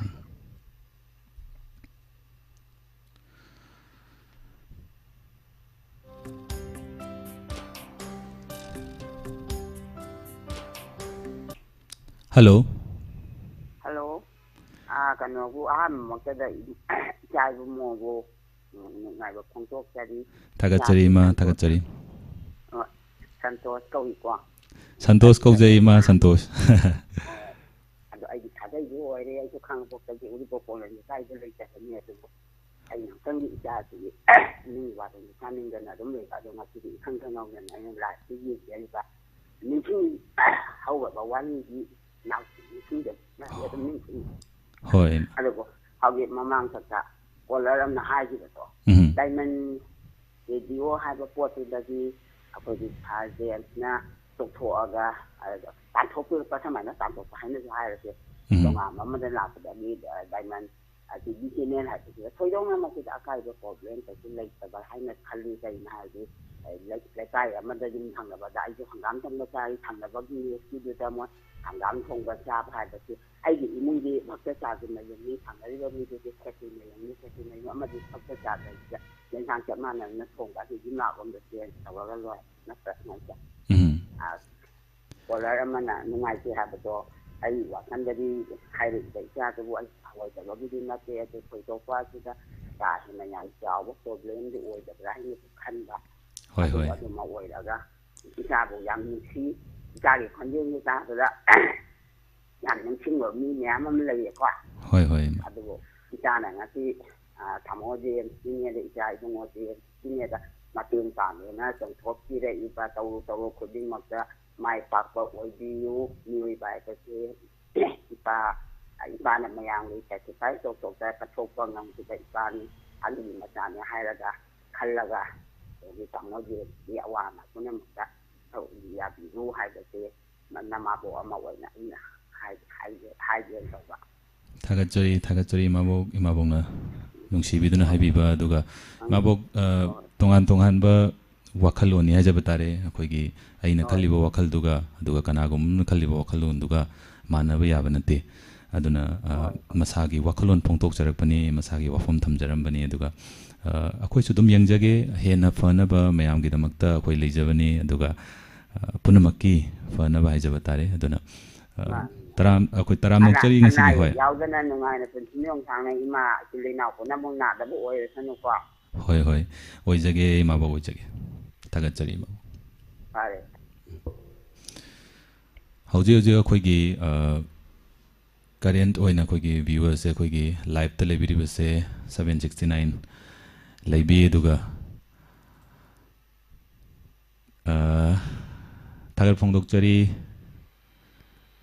ꯁꯥꯔ ꯁꯟꯇꯣꯁꯄꯨ ꯊꯥꯒꯠꯆꯔꯤ ꯍꯥꯏꯕꯤꯔꯛꯏ ꯊꯥꯒꯠꯆꯔꯤ hello Pukning Warol ni Diamond TV channel gi kari wafam thambi gani aduga ahanba muktada mingle phone gamdan khangjage ai isa ki Bisnupur mamang lekai wa number 11 dagi ni moirang jam ungi sorodna devi ado ai hoji gili da lei jai tirang gili da ikwana ahamba ngasi Pukning gi Warol da phone number lau thuk pira ku su yam ngai jai phone number je khangda da op pada su kire phone number je marak na lau pora ki badu da nungai ba phong tok jai aduga thagat chari ma Diamond TV gi program khudima ai mathang manang nang na adum ta jai ado ai pugla aga ju Diamond TV gi manak ta lak ja ge na sar jin su mamang da su hai jagre hoi sum so se tan lak ta ta yam na nungsi ado kondian ji mak su tamo ga hai phet mana ba kondial oi na thulai aduna nungsi ba gi tapi bani hoi thongna phana thulak pa se akhoi tu harau i si hai ni torok bani da hoi thagat chari madam aduga yumda thokpirakpa matamda su sungsui soidana akhoi gi studio da lengbira u na haijage ai soidana lakani aduga kari gumam taga hangja hoge gumoi sena hoi che happy tamo gi kano toro kadaba number se paisa ka pakadaba number se ai amtanga khangjani ba hoi che sigi akhoi gi call to bireba number sida amtang message amtang thabiro aduga ai number do tamo gi number do thajarake yam nungai jai santosh saramani ko pagiri se mane che mane santosh saramani thank you yam tung koi na ne takhat na ne khoi yam se kotha bam bibi yu ko hoi che sungsoi se dana ai mayam gi thogol to bonam na bona jage hoi che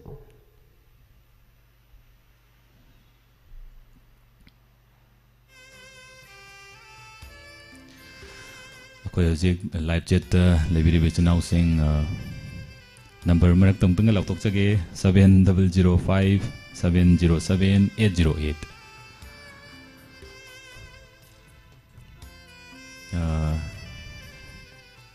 Madam Iveman Devi habirai Sar Santosh amadi staff punamakpu matam khudingda yaifaba mai pakpoi biu na habirai oi jage hello Sar Santosh Tajari Madam Kari hoi mingle pham ganam ta khangjage khobani ngombam te ki tama ko isa taram nokchari Madam ngasigi Pukning gi Warol da sarug yabirakpa kari wafam thambi gani Madam Sar James ki mahuchi laga Sar Santosh na Pukning gi Warol torok pa je Sar atukki matik thaga chari Sar bu chelo tau chari Sar 타겟자리 눅시 비바 허이 시기 차 타겟 닝버기 떠저럭거니 차 타겟자리 중소이 아이 탐저럭게 사 허이 타겟자리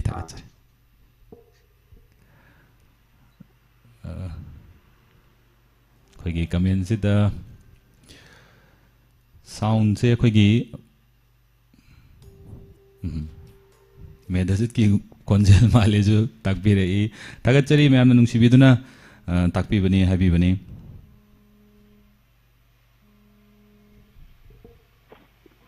hello takpiu Diamond TV channel gi Pukning gi Warol thoramda taram nokchari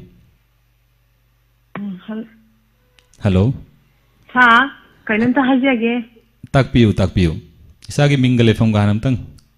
takpiragadi yam nungai jagani lewa sinarang de sai konjen je yam pikna tai phone da hello tabirabra hello thaga tare hoi madam habiro tajari ha Santosh ahama mukta lamna khurumdari ha jensi manau ne habada macha manau ne habada yamna kari hatara yamna pakchai chanajai ana sar konjen yamna sarga sar James ka yam chanajai ana sarje yamna yengbadasu sargi maithongju sar James ki haipet manajai nokphe yengbada da akhoi yam nungai jai akhoi gi sar James na kappada kapchabani sar James na nokpada nokchabani aduna adu haijage na tawjarakone punamaki nungsibiba punamakki nungsili punna haijaba tare studio je leijabani aduna ma'am punamakna nungsibiduna haijabani thagatchari madam sa ai tawjare je hana hage tawbune ba sa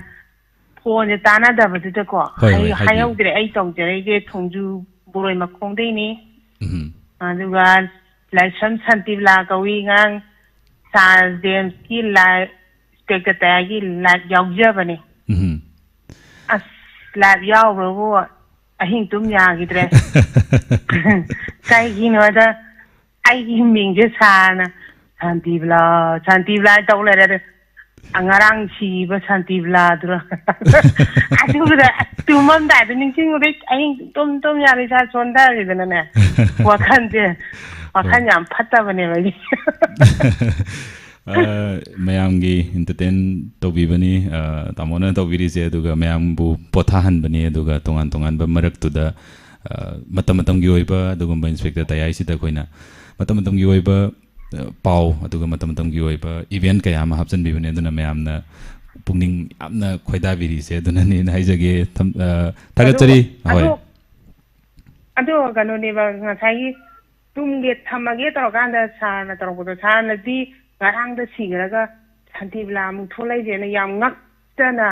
sana budi khanjaba ai wa khandana mu kan pa kha bodo hoi adu thoki ba ka ngarang da hoi yam nungai je aduga program fazana tabiba aduga yamna thawai hakjang yauna tabiba gi damakta thagar phong sa gi ne sa kanum ta hajagi ba 사기 보케는 양 파제바 아도 이사기 난 니멜라가 타우부두가 하징아 시기 푸닝 와론다 사나 할 낭토록바 보케는 다 따바다고 호이 강디 가만도 오늘 만나자브라 강디 양 파제잉아 시 ngasina tamogi bor pibiram bai jaba tare aduna kitang phajaba tamona mantra naam solambra khonge aduma hai ba yawa jane thagachari madam mathangi caller damu ai kudong chaw bijage thagachari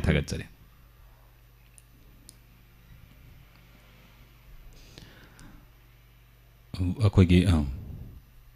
volume je kitang tappe sound kitang tappe na hai bi hello Hello. Diamond TV gi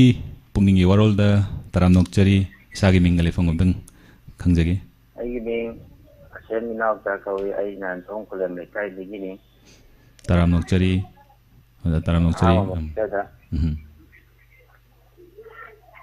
Mong ke thagim ki no silakpa oina amiam na thagar wai pi to si matingina ai ha chom tang thagar wai pi ja ge na phone to jara tan. Thagachari sir thagachari. Atai kari haibeningi sir. Ai di ko pa gi miam na tin thagar wai thagim ki mo silakpa se thagar wai to ko jira ai ju matien tang ju thagar wai hai ja ho gya na to ja pa ne do. Hoi. Sound je tappe na haibi sir paibi bu matam ne phone da di sound je tappi bra kamai taw ai chak chigam tang taw jo. Hoi. Ajena sound je ta te. Hoi. Thagachari sir matung tarakpa program kaya dasu saruk yabiyu aduga ngasi gi khoi gi sing your song isai sakna si have a program dasu khoi ngasi leibani aduna saruk yabiru na haijage. Thagachari sir mathangi caller dai amuk chance bijage. Thagachari.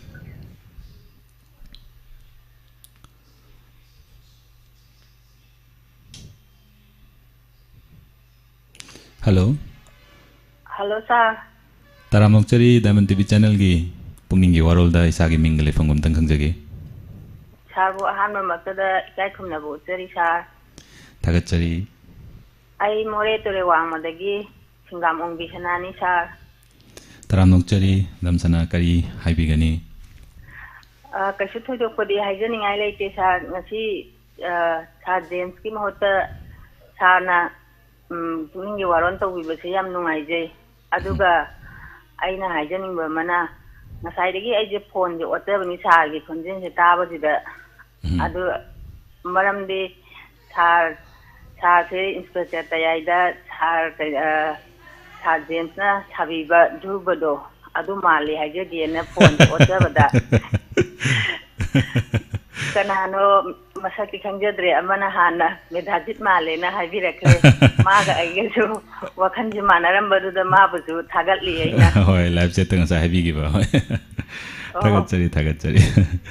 ma'am nungsibiduna habirakpani aduga sound je sidadi akhoi kaisu thoidokpa problem di leite na habirai akhoi gi staff sing na aduna amutang check tawbiu aduga Madam atai wafam di kai thambiningi sa kaisu wafam thamjaningai leite ado sargi maithong du suma kayam lamna ujai yengbada sa tekta kaidana dum radio gi thorambu sorry TV hoi TV channel gi akhoi gi Diamond TV gi thoram se hoi mai pakna pangthokpu ngambo oibiu haiduna haijari ge sa si haraga thamjarage thagatchari duga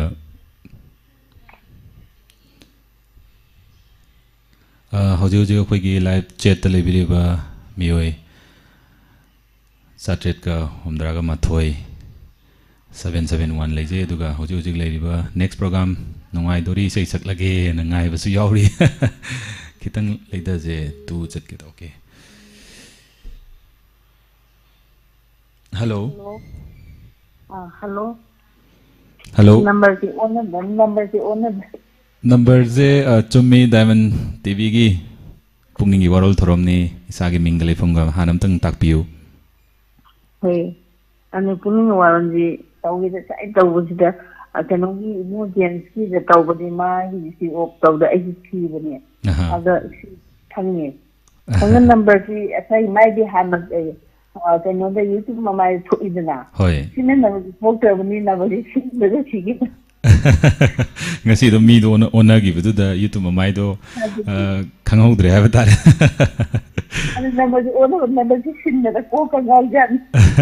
number je hoi number ji ju sille ngasi gi number je mtanga 7005 707 808 sidai sida khoi ngasi gi thorom asi Pukning Warol si thamjabani hoi imuji nandagi ha hanang ahambro Pukning Warol tawbaji oige doira hangbiri se mane hambani hoi namai aina maramar to James na taw gan to bane ba hoi adami to ona gi number gan ngawi da edika ni to jiwo da hoi madam tamo James su hojiki lila leiba khoi gi tang 13 swai sidagi do hojik che yam kanna khoi gi artist panamak su na tawdaba yade na tawbasida khoi gi aina mo chinjabani hoi ma gi lila kanna ma jang nam thoida tawudani ha gi diam sinna wai cha taje da injin ko lomai aji kiga sun wan thamma de 타갓자리 madam matangi caller da moi kudong cha pijage 타갓자리 madam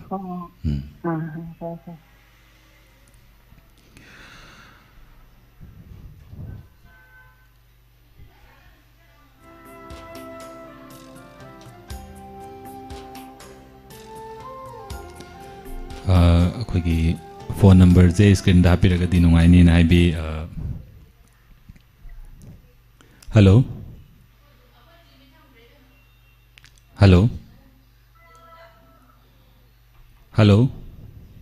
no tajai habiu Diamond TV gi Pukning gi Warol good evening good afternoon haijage so tajai bai oga digi mata mojini taramnok chari ma sa ada oma thindari da ima sakhama boina amutang wari chala jana phone tawjara pani hoi taramnok chari ma ngasi gi thorom sida saruk yabirakpa duga ngasi sakhang maikhang na ba ba tare dosu phange thagat chari ma hoi jana ho tapu go yang ga ha do ha ge ge ka hoi masang ka se kai nang na ma ta bani ja ge mo sin thani ba ja ge manau ha ba da imana da mana bu khonje ne imana khali ijare manau ha ba da pakye ne imana khanjari aduga ijab jem sijo aina hana na mai makok ye hapele ne thamana je lau thoi ni ne ga ba le ya na aina ma bu jem dictionary ni hana thon khabani dana ne do le ne da hoi so mo so ma ji mamin ni ke ke men ka ba le che adu ijab so na sin dang na bo na imana ꯏꯆꯥ ꯍꯥꯏꯅ ꯀꯧꯖꯒꯦ ꯏꯆꯥ ꯑꯅꯤ ꯊꯦꯡꯅꯖꯕꯒꯤ ꯈꯣꯟꯖꯦꯜ ꯇꯥꯕꯗ ꯅꯨꯡꯉꯥꯏ ꯑꯗꯣ James ꯕꯦꯛꯁꯇꯔꯒꯤ ꯃꯅꯥꯎ dictionary ꯁꯤꯇꯟꯁꯤꯅ ꯂꯦꯡꯕꯅꯤ ꯍꯥꯏꯅ ꯏꯃꯥꯅ ꯃꯤꯡꯊꯣꯟꯖꯔꯒꯦ ꯅꯨꯡꯉꯥꯏ ꯁꯛ ꯎꯕꯗꯁꯨ ꯅꯨꯡꯉꯥꯏ ꯑꯗꯒꯤ ꯁꯨꯃꯥꯏꯅ ꯐꯦꯁꯟ ꯎꯏ ꯅꯨꯡꯉꯥꯏꯖꯩ ꯑꯩ ꯉꯁꯤꯗꯤ ꯎꯖꯕꯅꯤ ꯑꯗꯨꯒ ꯑꯔꯣꯏꯕꯗ ꯏꯃꯥꯅ ꯍꯥꯏꯅꯤꯡꯕ ꯑꯃꯅ ꯑꯍꯜ ꯃꯌꯥꯝꯗꯤꯅꯦ ꯃꯀꯣꯛꯀ ꯌꯩꯁꯤꯟꯅꯗꯨꯅ ꯋꯥꯟꯗꯗꯨꯅ ꯇꯥꯗꯨꯅ ꯂꯩꯕ ꯇꯥꯔꯦ ꯔꯦꯗꯤꯑꯣ ꯂꯥꯛꯇꯕꯁꯤꯗ ꯂꯣꯛꯅ ꯃꯊꯥ ꯁꯥꯔꯦ ꯃꯁꯤ ꯏꯆꯤꯟ ꯏꯅꯥꯎꯅ ꯏꯆꯥꯅꯤ ꯇꯥꯟꯅꯗꯨꯅ ꯑꯍꯜ ꯃꯌꯥꯝꯒꯤ ꯑꯋꯥꯕꯁꯤ ꯑꯃꯨꯛꯇꯗ ꯀꯣꯛꯍꯟꯕ ꯉꯝꯃꯗꯤ ꯅꯨꯡꯉꯥꯏꯅꯤꯅ ꯏꯃꯥꯅ ꯍꯟꯅ ꯍꯥꯏꯖꯔꯤ ꯍꯣꯏ ꯌꯥꯝ ꯀꯟꯅ ꯍꯣꯠꯅꯖꯔꯤ ꯋꯥꯀꯠ ꯇꯥꯕꯗ ꯏꯃꯥꯅ ꯈꯔ ꯐꯣꯟ ꯐꯪꯉꯤ ꯑꯃꯨꯛꯇ ꯍꯥꯏꯌꯣ ꯃꯌꯥꯝꯁꯤꯅꯅꯦ ꯔꯦꯗꯤꯑꯣ ꯊꯥꯔꯛꯑꯣ ꯉꯥꯏꯍꯥꯛꯇ ꯍꯥꯏꯕ ꯌꯥꯔꯒꯗꯤ ꯀꯟꯅ ꯑꯝꯇ ꯆꯦꯟꯕꯤꯗꯨꯅ ꯑꯍꯜ ꯑꯣꯏꯕꯁꯤꯡꯒꯤ ꯑꯃꯨꯛꯇ ꯅꯤꯡꯕ ꯊꯨꯡꯕ ꯑꯣꯏꯍꯟꯕꯤꯌꯣ ꯏꯆꯥꯅꯤ ꯈꯜꯂꯒ ꯁꯤꯃ ꯍꯥꯏꯖꯔꯤ ꯍꯣꯏ ꯏꯃꯥ ꯁꯨꯡꯁꯣꯏ ꯁꯣꯏꯗꯅ ꯑꯩꯈꯣꯏꯁꯦ ꯌꯥꯝ ꯀꯟꯅ ꯍꯣꯠꯅꯖꯔꯤ ꯑꯗꯨꯅ ꯃꯌꯥꯝꯒꯤ ꯏꯃꯥꯁꯤꯡꯒꯤ ꯑꯗꯨꯒ ꯏꯆꯤꯟꯅꯥꯎꯁꯤꯡꯒꯤ ꯋꯤꯁꯇꯒꯤ ꯕꯣꯔꯗꯒꯤ ꯐꯪꯖꯒꯦꯅ ꯑꯩ ꯊꯝꯖꯒꯦ ꯊꯥꯒꯠꯆꯔꯤ ꯏꯃꯥ ꯐꯣꯟꯁꯤ ꯑꯍꯜ ꯑꯣꯏꯕꯁꯤ ꯄꯥꯏꯕ ꯍꯩꯇꯦꯕ ꯑꯩꯈꯣꯏꯁꯦ ꯄꯥꯏꯗꯦꯕ ꯇꯤꯚꯤ ꯂꯩꯇꯕꯅꯤꯅ ꯔꯦꯗꯤꯑꯣ ꯈꯛꯇ ꯅꯨꯡꯉꯥꯏ ꯄꯣꯊꯥꯖꯕꯅꯤꯅ ꯑꯗꯨꯒꯤ ꯄꯥꯝꯖꯗꯨꯅ ꯑꯍꯜ ꯃꯌꯥꯝꯅ ꯋꯥꯀꯠꯆꯕꯅꯤ ꯑꯗꯨꯒ ꯏꯆꯥ ꯑꯅꯤ ꯂꯩꯕ ꯃꯐꯝꯗꯣ ꯏꯃꯥꯗꯤ ꯈꯪꯉꯤ ꯂꯥꯛꯈꯤꯅꯤ ꯄꯥꯡꯈꯠꯂꯛꯄꯗ ꯁꯣꯏꯗꯅ ꯏꯆꯥꯁꯦ ꯍꯥꯏꯖꯕꯅꯤ ꯏꯆꯥ ꯑꯅꯧꯕ ꯌꯨꯝꯕꯥꯜꯂꯛꯄꯒꯤ ꯄꯀꯥꯎꯟ ꯆꯦꯡꯀꯣ ꯑꯃ ꯍꯥꯏꯔꯦ ꯇꯝꯗꯨ ꯇꯝꯍꯧꯗ꯭ꯔꯦ ꯑꯑꯣꯟꯄꯣꯠꯇꯣ ꯗꯥꯎꯔꯤ ꯁꯤꯁꯇꯦꯝ ꯑꯣꯏꯅ ꯏꯃꯥꯅ ꯄꯀꯥꯎꯟ ꯆꯦꯡꯀꯣ ꯑꯃ ꯏꯆꯥ ꯑꯅꯤꯗꯤ ꯁꯣꯏꯗꯅ ꯄ꯭ꯔꯖꯦꯟꯇꯦꯁꯟ ꯇꯧꯕ ꯂꯥꯛꯈꯤꯅꯤ ꯑꯁꯤ ꯍꯥꯏꯔꯒ ꯂꯣꯏꯖꯔꯒꯦ ꯏꯕꯨꯡꯉꯣ ꯊꯥꯒꯠꯆꯔꯤ ꯏꯃꯥ ꯊꯥꯒꯠꯆꯔꯤ ꯁꯨꯡꯁꯣꯏ ꯁꯣꯏꯗꯅ ꯂꯥꯛꯄꯤꯌꯨ ꯁꯞꯄꯣꯔꯠ ꯇꯧꯕꯤꯌꯨ ꯅꯨꯡꯁꯤꯕꯤꯌꯨꯅ ꯍꯥꯏꯖꯒꯦ ꯊꯥꯒꯠꯆꯔꯤ ꯏꯃꯥ thank you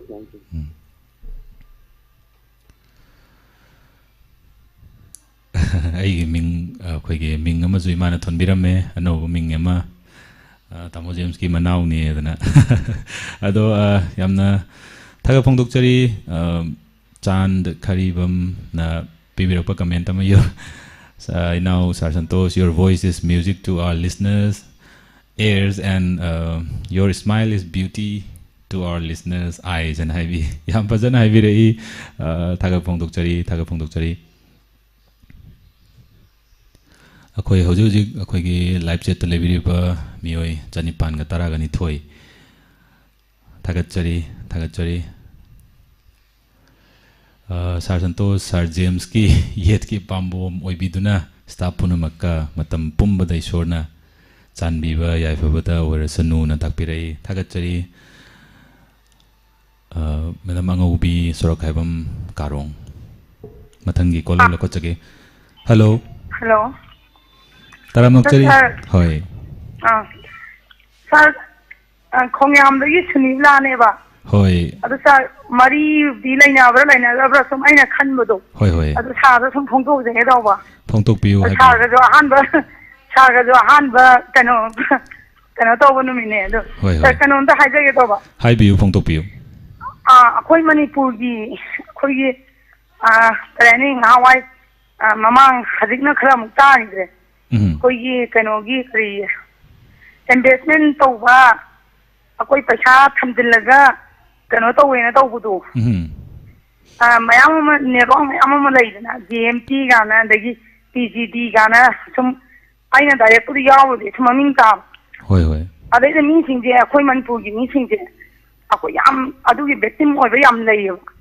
akhoi gi akhoi gi sai lawai khara tharak da oraju adai sum haju na da bai kaina bagi ayamana laina ba ngakane ba ada hadita sum kuira kana di ni jam hainer eba as aiju lak manga thamgi aiju lak taruk thamgi ahum thamgi aiju ani mangre gana sum hai ko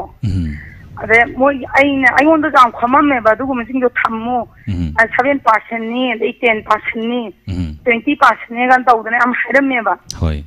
adada aina sum phongtong ni jina ko akoi manipur da khoi gi ita ina jing lai ba lai su hai ba mi singjina moi da wakal jar lai tabadi moi da khoi adung akoi chappan marina question ba ka amda laptop amagi mateng moi sen tan da pa me ba lai su hai ru ga moi di kok to adu lom do yan loi tat khre ba ad moi sing kai su khangja da mi singjida akoi kaino to hanning ba mayam de akhoi di tam tam na lai ba mi jing do adu khange adu kana re ha ju da paisa du khangning ba ka woni na mi jing lo yaw re adu matam khara di thangam ne tawnara me adai amu adina loin thingdan gre na sa ai ne khangda ai maksu adu gi victim o hawra mi ani hai hai wa akoi tabais kana tongan ba investment ki network pubirak pa aduga base taseng na koi ki any bank ki boiro adagi invest tawbagi boiro any app stock market ta boiro ma boiro koi ki isagi risk ki matung inna hai batare ai je kadai bo mang ba yai hai batare risk hai batare adugi do khangbi raga aduga koi ki paisa je lakani khara yamna lakani hai tare risk ki yam wang doini akoi gi habi bata kan hona bataraga di akoi gi phanggadoi kan hona ba akoi gi awa bagi akoi gi kusuman mamal je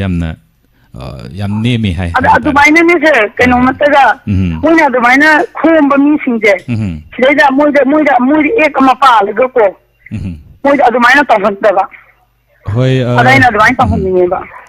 tongan ba adugumba moju logi matungina ha batare aina yaba adugumba mawong da ha batare moju tawribani aduga tawba ya da boy taragadi lengang na tum khudakta thinjanbagi ha batare adugumba khongthang su yamna lokhatpa adugumba kayam su lei aduna adu maina haijage adu maina thamjage aduga mayam akhoi tabiriba listener sing na su adugumba pungning lausang oisan biba oirasanu na haijage tagatchari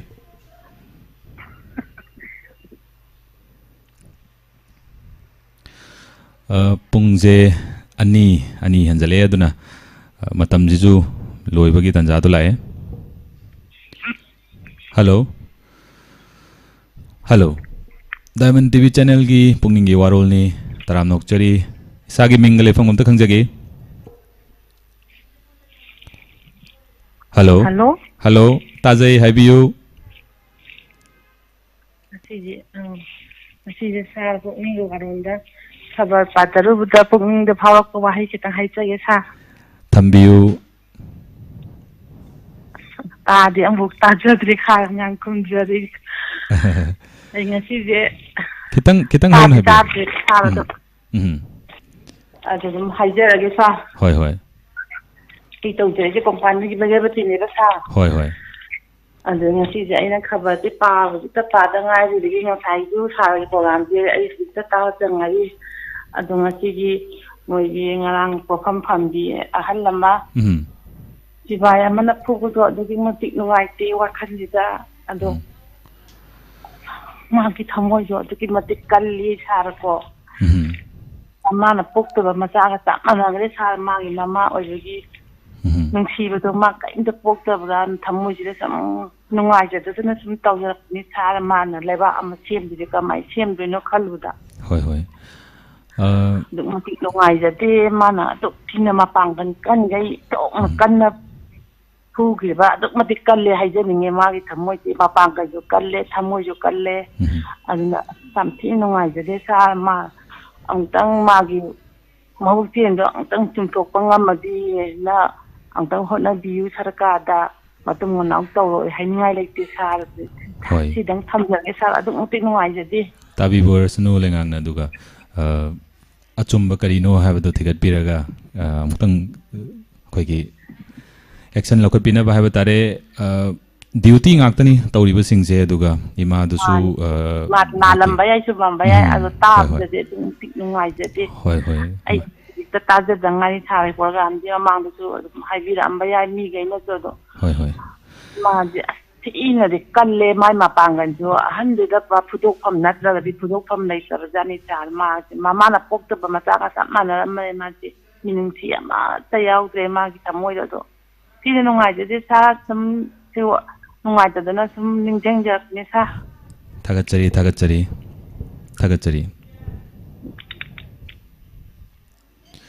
Hojik live chat telebiri baca nausing na. Hai birak pada sar Santosh time khara dum sonta biko sar James na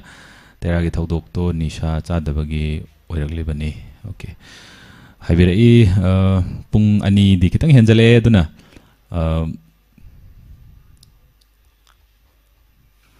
koi caller amtanga ai chance pijage kudong chaba pijage last caller hoina Tian Maitei cha Santosh yamna fare asum kuloirakpa matamna soidana purakani thagachari.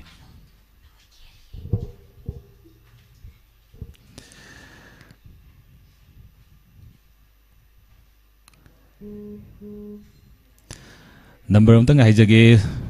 ngasi gi Pukning gi Warol sizinajariba number asi 7005 707 808. Kuman them sana jauba haibirei yaifre Pukning gi Warol torok pasta thagachari tongan ba adugumba factor mayam lei thawdo ama thokpa taragadi thawdok tugi haurakpham magi maram mama haiba tare aduga kari gi damakta thawdok se thoibano aduga madugi matung tarakpa fall na kari oiga tawbuno haiba akhoi je khan basu phai aduga punamak yaifaba punamak tekta kaidaba oisanu na haijage.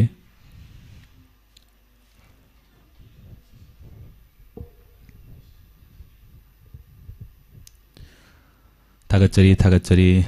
sarvi mol haibirakpa thagachari. Pukning gi Warol nungai takpirai thagachari. KH Bina Devi thagachari. Mayam punamak khurumjari Priyo Kuman Soraisam Bhavini thagachari. Marakta khoigi amtanga khoigi Madam Nandini CRPF Deputy Commandant Hanasu akoigi Diamond TV da mateng pangbirakhi 25,000 akoigi semga chagatpa gi hojikti amna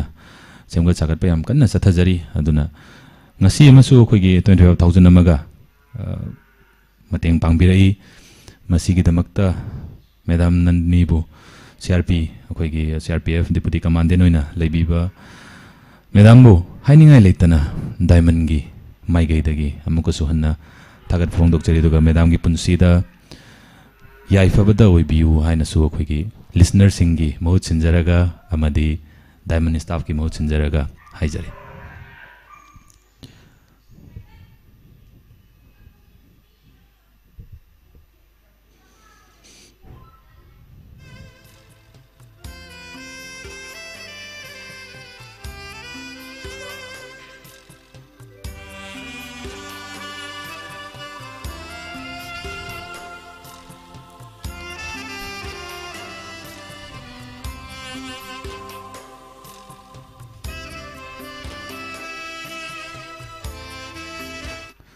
Sar Pukning gi Warol tabada mayam da kana bayam oi matam sangna mayam gi seva tawba ngamboi biu Diamond TV channel na yaifare na takpire thagachari akhoi gi hojik leiriba Diamond TV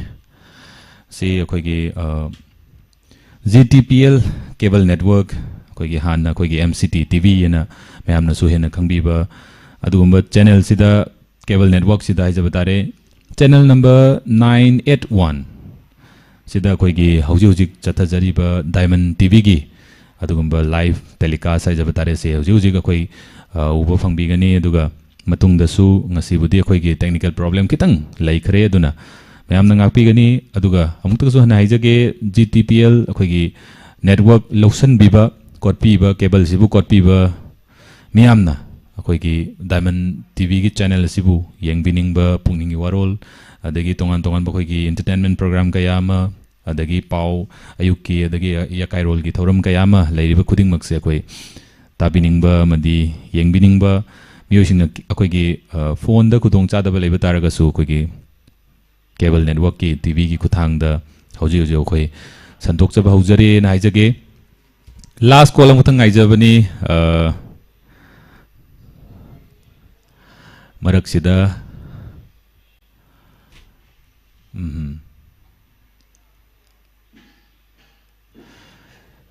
Madam Himolatana Ma'am Nandini CRPF tagi achouba mateng akhoi gi pangbirai pigidamak thagachari na haibirai thagachari Madam thagachari Ranibla Leisangthem Manglem Sana Nalini Puyam Madam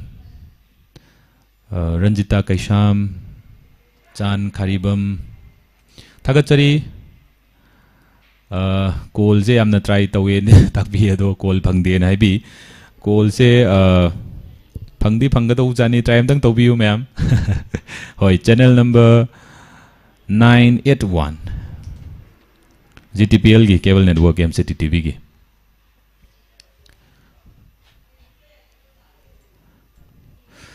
थागचरी अदुना मरक्सिदा खोगी Manipur की खोगी Young तारगदी खोगी नुपा नुपी का खेतनबा है बतारे खोगी gender disparity नुपा नुपी खतंग नतना तोंगान तोंगान खोगी third gender दा लैबा अदुगुंबा मियोइसिंग अदगी women main खुदिंग मक्से खोगी याम कन्ना खेतनबजे अदुगा ताथी तोइना तौबीबजे अखोई मनुंगदा लैरंबबुदी आय दुबो तोंगान तोंगान बा तोपा मफम सिंगदना heli ना हाइजगे अखोईगी मणिपुर इमा लेबाक्सिददी अदो अदुगा हौजी हौजी अखोईगी आइना ममांगदा ngसाइजु हाइजखिबा तोंगान तोंगान बा चौखटपा लेबाक सिंगदा हाइबा तारे अखोईगी ह्यूमन डेवलपमेंट इंडेक्स अखोईगी चौखटपा येंबगी इंडिकेटर ने अखोईगी मसिगी रैंक सिना लेपिबने nga ama larik haire na taga haite je अखोईगी रोल नंबर द खंगबदौना तौयेदो अदुमाइना लैबसिदा खोगी अवांगबा थाकता लैबा चौखटलबा लेबाक सिंगदी तोंगान तोंगानबा अदुगुंबा सेक्टर सिंगदा तोंगान तोंगानबा खोगी इंडिकेटर सि येंगबा मतमदा जेंडर गी खेनबबु ओइरो अदगी इनकम दबु ओइरो यामना वांगिबनी अदुगा खोगी यूके खोगी यूनाइटेड किंगडम जे खोइना लम मरी पुल्लगा सेमबनी यूनाइटेड किंगडम जे कोने ग्रेट ब्रिटेन हाइजे मैम लिसनर सिंग खंगबी होबदी यावबिरमगनी इंग्लैंड अखोई लेरे इंग्लैंड अहमदा नंबर 1 द लेरे खलसी अदुगा स्कॉटलैंड मैम ताबिरमनी अदगी वेल्स अदगी अखोई नॉर्दर्न आइलैंड हारिबा लम मरी सिना पुल्लगा अदुगुंबा सेमबा यूके यूनाइटेड किंगडम सिगी अनौबा प्राइम मिनिस्टर ओइगदोबसे नुपीनी women prime minister ni aduna ahum suba adugumba women prime minister oigani na takpi aduna Liz Truss na UK gi prime minister oigani na habi aduna nupi gi thakse tongan tongan mafam singda henna akoi gi kaita fagalakpa aduga tongan tongan mafam singdana henna soktharakpa kaya masu jai aduna akoi gi lairiba mipum kuding magna wakhal tana खोगी gender disparity नुपी नुपा की खेनब बोइरो तोंगान तोंगान बा gender सिंगी लैरिब सिंगसिदा हाइजगे दुगा चान खरीबम sir Santosh no one is perfect that's why pencils need erasers हाइबी चुमे यामना थागचरी यामना नुंगाई पुकनिंग वारोल कंडक्ट तौबीबा थागचरी हौजी हौजी खोगी लाइव चैट लेबिरिबा 727 खोगी व्यूअर्स सिंग अदुगा तोंगान तोंगान बा खोगी खुसेम की लाइव ता ऑडियो की खुथांग दा ताबिरिबा अमदी टीवी चैनल कोई याबिरम तारगदी GTPL की केबल नेटवर्क MCT TV की चैनल नंबर 981 दा ताबिरबा ख्वाइपन मंगपु ngasi gi oinadi Santosh Sharma ना पुंगनिंग वारोल से लोइसनजबगी तंजा तो लौजगे अदुना ताबिरबा ख्वाइ खुदिंग मंगना अमुको सहन्ना थागा फोंदोकचरी ngasi gi थोरम सिदा सरुक याबिरमबा अदुगा कॉल फंगबि हौदबा मयाम खुदिंग मक मथंगी प्रोग्राम अखोई तौरकदौरी है तारे हजिक सेम सादुना अखोई लेरबनी अदुना मथंगी प्रोग्राम द सुमुक सरुक याबिरउ अदुगा थागर फोंदोकचरी ngasi पुकनिंग वारोल दा सरुक याबिरमबा अदुगी अदुगा यागनी न होना बिबा ट्राई तौबिबा अदुगा लाइव चैट लेबिरिबा खुदिंग मकपसु अमुकसु हन्ना थागचरी न हाइजगे मैम पुनमक अमुकसु हन्ना संतोष शर्मा खुरुमजरी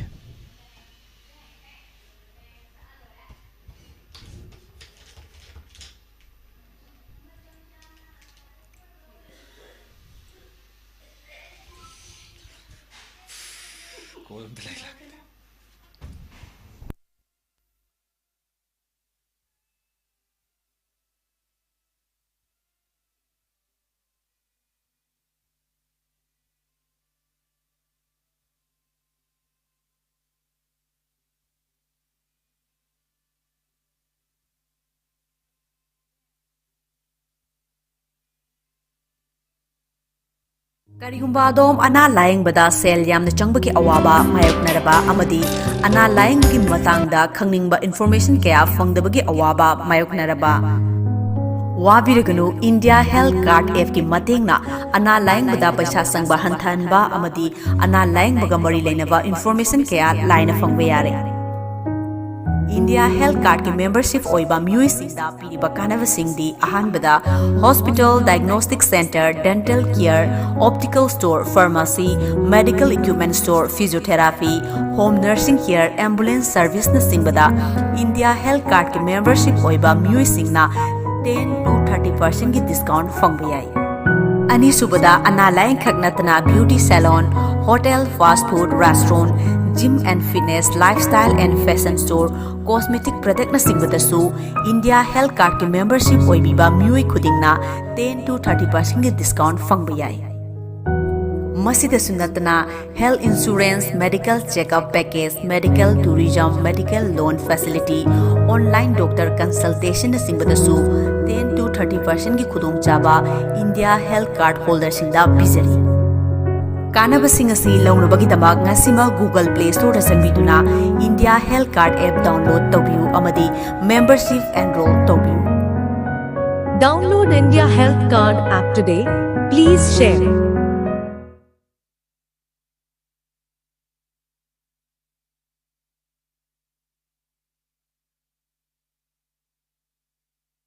Lengsin Biroksi,